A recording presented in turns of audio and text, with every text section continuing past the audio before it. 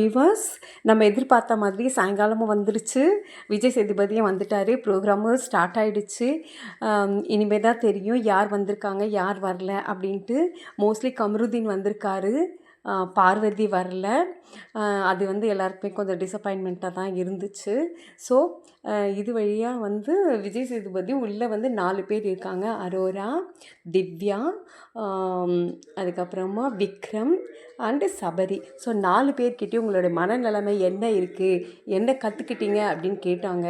So Divya சொன்னது என்ன அப்படின்னா, நான் எப்போயுமே பிரச்சனைனா ஓடி போயிடுவேன், ஆனால் இனிமேல் பிரச்சனையை நான் ஃபேஸ் பண்ணுவேன் அப்படின்னு சொன்னாங்க. சபரி என்ன சொன்னாங்க அப்படின்னா, நானும் வந்து இந்த மாதிரி தான் ரொம்ப கான்ஃபிடெண்ட்டாக இருப்பேன், எத்தனையோ பார்த்துட்டோம், இனிமேல் வெளியில் போனோன்னே எல்லாத்தையுமே நான் பார்ப்பேன் அப்படின்னாரு.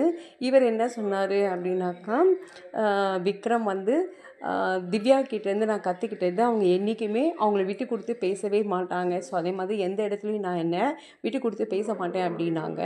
அரோரா என்ன சொன்னாங்க அப்படின்னாக்கா, அவங்க வந்து ரொம்ப பாசமாக இருப்பாங்க, என்ன தப்பு செஞ்சாலும் மறந்துடுவாங்க. ஸோ அதை மாதிரியே நான் இருக்கணும்னு ஆசைப்பட்றேன். யார் தப்பு செஞ்சாலும் உடனே மன்னிச்சா தான் அவங்க வந்து நல்லவங்களாக மாறுறதுக்கு சான்சஸ் இருக்குது. ஆதிரையை பார்த்து நான் கற்றுண்டேன் அப்படின்னு அவங்க சொன்னாங்க. ஸோ 4 பேருடைய எக்ஸ்பீரியன்ஸையும் என்ன கற்றுண்டாங்க அப்படிங்கிறதையும் கேட்டாங்க. ஜனங்கள் எல்லாருமே ரொம்ப சந்தோஷப்பட்டாங்க. ஆனால் திவ்யா எந்திரிக்கும் போது மட்டும் ரொம்ப கிளாப்ஸ் வந்தது. அப்போ தான் அவங்க 4 பேரும் வந்து கம்ருதீனும் வினோத்தும் ஒன்றா உட்காந்துட்டு இருந்தாங்க. ஸோ கம்ருதீன் கிட்ட எல்லோரும் ஹாய் சொன்னாங்க 4 பேரும். கம்ருதீன் எந்தவித இதுவும் காமிக்கலை. அவர் மனசுக்குள்ளே வருத்தம் இருக்கலாம், இந்த பிளேஸை மிஸ் பண்ணிட்டோமே அப்படின்ட்டு. ஆனாலும் நல்ல சந்தோஷமாக ஜாலியாக தான் பேசினார். அதுக்கப்புறம் நேற்று நிறைய ப்ரோக்ராம்ஸ் எல்லாம் நைட் நடந்தது. அதனால் விஜய் சேதுபதி நான் அப்புறம் வந்து பார்க்குறேன் அப்படின்னு சொல்லிட்டு அவர் போயிட்டார். என்ன இருந்தாலும் 4 பேருக்கு ரொம்ப டென்ஷன் இருக்காது, அவங்க முகத்துலேயே தெரியாது. ஸோ இப்போதைக்கு டைம் பீயிங் வந்து கச்சேரி போயின்ட்டுருக்கு, இசை கச்சேரி நேற்று நடந்ததை இன்றைக்கி வந்து டெலிகாஸ்ட் பண்ணுறான். ஸோ அவங்க ப்ரிப்பேர் பண்ணுறதுக்கு கொஞ்சம் நேரம் வேணும். ஸோ அதுக்காக இதை போட்டு விடுவா. ஸோ அரோரா போய் டான்ஸ் ஆடிட்டு, ஆல்ரெடி நம்ம கேட்கவே வேண்டாம் அரோரா எப்படி டான்ஸ் ஆடுவாங்க அப்படின்னு. 4 பேர் டான்ஸ் ஆடுறாங்க, பட் அவங்க மனசில் எவ்வளோ டென்ஷன் இருக்கும் அப்படின்னு தெரியும். ஸோ இந்த ப்ரோக்ராம் வந்து நைட்டு 1 வரைக்கும் போகும். உடனே வந்து ரிசல்ட்லாம் சொல்லிட மாட்டாங்க.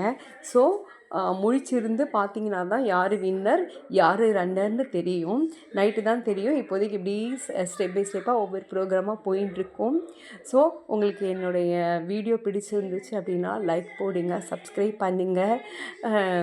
நைட்டு 1 வரைக்கும் முழிச்சிருந்து எல்லோரும் பாருங்கள். கடைசியாக நிறைய ட்விஸ்ட் வைப்பாங்க. திவ்யா தான் ஜெயித்தாங்க அப்படின்னு சொல்கிறாங்க. அப்படி தான் இருக்கும்னு நான் நினைக்கிறேன். ஏன்னா திவ்யாவுக்கு தான் நிறையா ஜனங்க வந்து அவங்க ஏஞ்சோடனே ஹாய் அப்படின்னு கத்துறாங்க. பிடிச்சிருந்துச்சுன்னா லைக் போடுங்க, ஷேர் பண்ணுங்கள். தேங்க்யூ.